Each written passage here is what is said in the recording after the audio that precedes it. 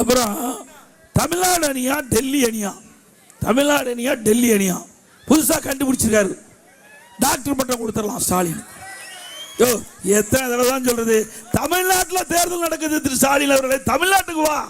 என்ன டெல்லியிலேயே உட்காந்துருக்கிறாரு, ஏதோ டெல்லியில் பயமாட்டு இருக்குது ஸ்டாலினுக்கு.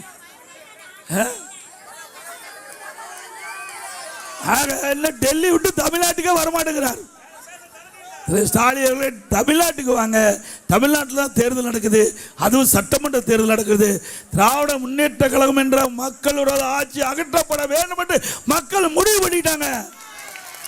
அதனால தான் தமிழ்நாட்டில் சட்டமன்ற தேர்தலை பற்றியே பேச மாட்டேங்கிறார் ஸ்டாலின்.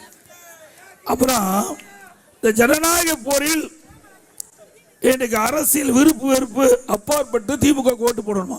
ஏன் ஓட்டு போட்டதே இவ்வளவு கஷ்டத்தை அனுபவிச்சுட்டு இருக்கிறாங்க. திமுக ஓட்டு போட்டதா கஷ்டத்தை அனுபவிச்சுட்டு இருக்கிறீங்க.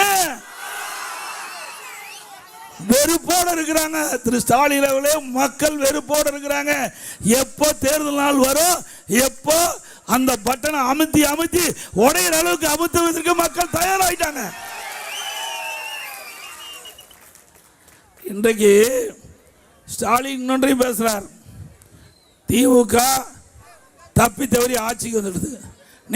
நீச்சல் தெரியாத ஒருவர் கிணற்றில் தவறி விழுந்துட்டா அவர் உயிருக்கு போராடிட்டு இருப்பார்ல தத்தளிச்சுக்கிட்டு, அது மாதிரி ஆட்சி தெரியாத ஒருவர்கிட்ட ஆட்சி போய் மாட்டிக்கிட்டு தமிழ்நாட்டு மக்கள் படாத பாடுபடுறாங்க. உண்மைதானே? எங்களை பற்றி விமர்சனத்துக்கு உங்களுக்கு என்ன அருகதை இருக்குது? சிந்தித்து பாருங்கள் ஸ்டாலின் அவர்களே. நான் முதலமைச்சர் இருக்கும்போது கட்சியில் எவ்வளவு பிரச்சனை உண்டாக்கி பார்த்தீங்க. அது மட்டும் இல்லை, இன்றைக்கு நான் முதலமைச்சருக்கு கடுமையான வறட்சி, சென்னை மாநகர மக்களுக்கு முழுமையான தண்ணீர் கிடைக்காத ஒரு சூழ்நிலை கூட வெளி மாநிலத்திலிருந்து வெளி மாவட்டத்திலிருந்து ரயிலில் தண்ணி கொண்டு வந்து தண்ணி கொடுத்து தாகத்தை தீர்த்த அரசாங்கம் அதிமுக. புயல் வெள்ளம் டெல்டா மாவட்டத்தில், பிறகு கொரோனா, ஒரு வருஷம் யாராவது வெளியே போக முடிஞ்சுதா? வீட்டிலே அடைபட்டி கிடந்தோம். அப்போ கூட மக்கள் ஒத்துழைப்பு கொடுத்தாங்க அதிமுக அரசாங்கத்துக்கு. விலை மதிக்க முடியாத உயிரை காப்பாற்றிய அரசாங்கம் அதிமுக அரசாங்கம். இப்படி மக்களை காத்த காரணத்தினால்தான் இன்றைக்கு மக்கள் எங்க மீது நம்பிக்கை வச்சிருக்கிறாங்க. இன்றைக்கு வல்லரசு நாட்டில் கூட இந்த கொரோனா வைரஸ் பரவல் இருந்து மக்களை பாதுகாக்க முடியல. ஆனா அந்த கொரோனா வைரஸ் தொற்று ஏற்பட்டு விட்டா அவர் உயிரிழக்க நேரிடும். அப்படிப்பட்ட சோதனையான நேரத்தில் கூட திறமையாக அரசு செயல்பட்டு விலை மதிக்க முடியாத உயிர்களை காப்பாற்றிய அரசாங்கம் அதிமுக. திமுக ஆட்சியில் வறட்சி வந்ததா, வெள்ளம் வந்ததா, புயல் வந்ததா, கொரோனா வந்ததா? ஒன்றும் வரல. அப்படி வந்திருந்தா அந்த முதலமைச்சரே காணாது போயிருப்பார், இவர் அந்த கொரோனாவிலேயே போயிருப்பார்.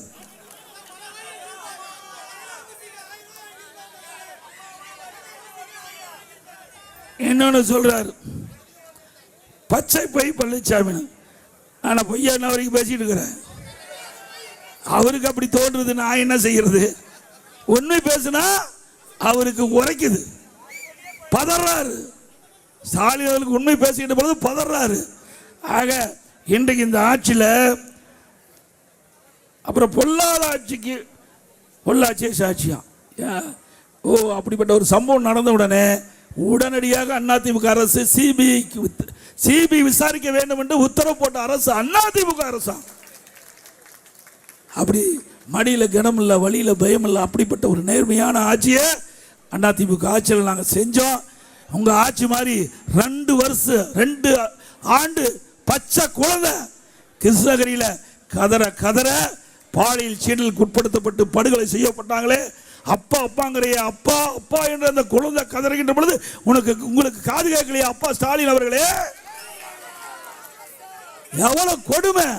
பிஞ்சு குழந்தை, அதை கூட விட்டு வைக்கல, பெண்களை விட்டு வைக்கல, நம்முடைய மூத்த தாய்மார்களை கூட விட்டு வைக்கல. அப்படிப்பட்ட ஒரு கேவலமான ஆட்சி. இந்த ஆட்சியில போதைப் பொருள் விற்பனை அமோகமா வித்துக்கிட்டு இருக்குது.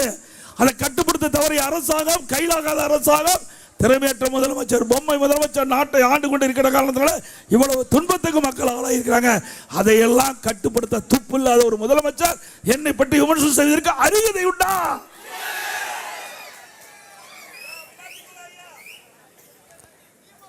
இன்றைக்கு அதிமுக ஆட்சி பொறுத்த வரைக்கும் ஒரு நல்ல ஆட்சி கொடுத்தோம். விலைவாசி உயராம பார்த்துக்கிட்டோம். மக்கள் விலைவாசியில் தான் கடுமையாக பாதிப்பாங்க. இன்றைக்கு அரிசி விலை உயர்ந்து போச்சு. 30 ஒரு கிலோ 30 ரூபா ஏறி போச்சு. பருப்பு 40 ரூபா ஏறி போச்சு. எண்ணெய் 60 ரூபா ஏறி போச்சு. இதை பற்றியெல்லாம் அந்த முதலமைச்சருக்கு கவலை இல்லை. மக்கள் பாதிக்கின்றாங்க. அந்த பாதிப்பிலிருந்து மீட்டெடுப்பதற்கு, விலை குறைப்பதற்கு எந்த நடவடிக்கை எடுத்தாங்கன்னா எதுவும் இல்லை. நாட்டு மக்களை பற்றியே கவலைப்படாத முதலமைச்சர் வீட்டு மக்களை பெற்று வீட்டு மக்களுக்கு என்ன அதிகாரம் வேணும், என்ன கட்சியில் பதவி வேணும் அப்படின்னு சிந்தனையில் இருக்கிற முதலமைச்சர் நாட்டுக்கு தேவையா? அண்ணா திமுக ஆட்சியில் யார் அந்த சார் என்று எப்ப வேணா நிலவி இருக்கலாம். அந்த சார் யார் என்று பிரியாணி சாப்பிடும் போதே கண்டுபிடிச்சாச்சு. அதோட இந்த திராவிட முன்னேற்ற கழக ஆட்சியில் மின் கட்டணம் 67% உயர்ந்தாச்சு. இன்றைக்கு மாநகராட்சி பகுதி இன்றைக்கு வீட்டு வரி அதிமுக ஆட்சியில் இருந்ததை விட 100% வீட்டு வரி, ஆண்டுக்கு 6% உயர்வு, 2 வருஷத்துல 12%, இப்போ 112% வீட்டு வரி உயர்வு. கடவரி 150%. தம்பி, கடவரி 150% உயர்ந்தாச்சு. ஆண்டுக்கு 6% உயர்வு. அதே போல குடிநீர் வரி உயர்வு. குப்பைக்கு வரி போட்ட ஒரே அரசாங்கம் திமுக அரசு. அதை கூட விட்டு வைக்கலைங்க. அதோட கேவலம் டாய்லெட் பராமரிப்பதில் கூட ஊழல் செய்த ஒரே அரசாங்கம் இந்தியாவில் இந்த சென்னை மாநகராட்சியில் இருக்கிற இந்த தமிழ்நாடு அரசாங்கம் தான். இப்படிப்பட்ட அரசாங்கம் தேவையா? இன்றைக்கு அதிமுக ஆட்சி உங்களால் மலர வேண்டும், விலைவாசியை கட்டுப்படுத்த வேண்டும், ஏறிய வரிகள் குறைப்பதற்குண்டான நடவடிக்கை எடுப்பதற்கு நீங்கள் ஒரு நல்ல சந்தர்ப்பத்தை தர வேண்டும் என்று கேட்டு, இன்றைக்கு வரி சுமையில் மக்கள் பாதிப்பு உள்ளாயிருக்காங்க. அதே போல் விலைவாசி உயர்வில் மக்கள் பாதிக்கப்பட்டிருக்கிறாங்க. அந்த பாதிப்பிலிருந்து மக்களை மீட்டெடுக்க வேண்டும் என்ற அடிப்படையில் எல்லா குடும்ப அட்டைதாரருக்கும் அவருடைய வங்கியில் 10,000 ரூபாய் சிறப்பு உதவித்தொகை வழங்கப்படும். ஒவ்வொரு குடும்ப அட்டைதாரருக்கும் இனி குடும்ப தலைவியினுடைய வங்கி கணக்கில் 2,000 ரூபாய் மாதந்தோறும் வழங்கப்படும். எல்லா குடும்ப அட்டைதாரருக்கும் ஃப்ரிட்ஜ் விலை இல்லாமல் வழங்கப்படும். பணிக்கு செல்லுகின்ற பெண்களுக்கு அம்மா இருசக்கர வாகனம் 5 லட்சம் பேருக்கு கொடுக்கப்படும். ஒவ்வொரு அம்மா இருசக்கர வாகனத்துக்கு வாங்குறதுக்கு 25,000 மானியம் வழங்கப்படும். இன்றைக்கு குடும்ப அட்டைதாரருக்கு ஆண்டுக்கு 3 சிலிண்டர் விலை இல்லாமல் வழங்கப்படும்.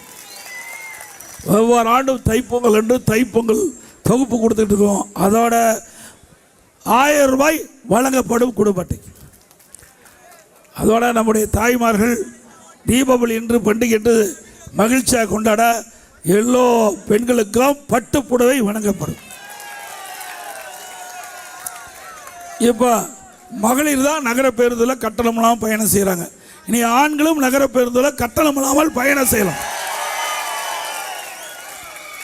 ரேஷன் கடையில் போடுற அரிசி தரம் இல்லாமல் இருப்பதாக என்னிடத்திலே புகார். அதை நாங்கள் பார்த்தோம். இனி அதிமுக ஆட்சிக்கு வந்த உடனே மளிகை கடையில் எப்படி தரமான அரிசி கிடைக்குதோ அதே போல தரமான அரிசி ரேஷன் கடையில் வழங்கப்படும். அதே போல ரேஷன் கடையில் இப்பொழுது விலையில் பருப்பு வழங்கிட்டு இருக்காங்க. இனி அதிமுக ஆட்சிதுன்னா விலையில்லாமல் பருப்பு வழங்கப்படும், விலையில்லா சமையல் எண்ணெய் வழங்கப்படும். அம்மா இல்லம் திட்டம் இன்றைக்கு ஏழைகள், அது எந்த ஜாதியானாலும் சரி, எந்த மதமானாலும் சரி, ஏழை என்று இருந்தால், அவள் வீடு இல்லாமல் இருந்தால், அந்த நபர்களுக்கு அதிமுக ஆட்சியில் அடுக்குமாடி காங்கிரீட் வீடு கட்டி கொடுக்கப்படும். நகரப்பகுதியில் பட்டியலின மக்கள் அவர்கள் குடும்பத்தில் திருமணமாகி தனி குடித்தனம் போகின்ற ஆண்களுக்கு தனியாக வீடுகள் ஒதுக்கி காங்கிரீட் வீடு கட்டித்தரப்படும். முதியோர்களுக்கு வழங்கப்படுகின்ற முதியோர் ஓய்வூதியம் உயர்த்தி வழங்கப்படும். அதோட பட்டப்படிப்பு படித்து நம்முடைய வேலைவாய்ப்பு அலுவலகத்தில் பதிவு செஞ்சு வேலை கிடைக்காமல் இருக்கின்ற பட்டதாரி நபர்களுக்கு மாதந்தோறும் 2,000 ரூபாய் உதவித்தொகை வழங்கப்படும். +2 வரைக்கும் படித்தா 1000 ரூபாய் கிடைக்கும். இப்படி பல திட்டங்கள் அதிமுக ஆட்சியில் நிறைவேற்றப்படும். அதே போல் ஆட்டோ ஓட்டுநர்கள் ஆட்டோ சங்கத்தில் பதிவு செய்யப்பட்டு அவள் புதிய ஆட்டோ வாங்கினா 75,000 மானியம் வழங்கப்படும். நடபாதை, நீங்கள் மாநகரத்தில் நடபாதை ஓரமாக கடை வச்சிருக்கிறாங்க. அப்படி கடை வைத்திருக்கின்ற நபர்கள் கூட்டுறவு சங்கத்தின் மூலமாக கடன் பெற்றிருந்தால் அந்த கடன் முழுவதும் தள்ளுபடி செய்யப்படும். மாற்றுத்திறனாளிகள் கூட்டுறவு வங்கியில் வாங்கிய கடன் முழுவதும் தள்ளுபடி செய்யப்படும்.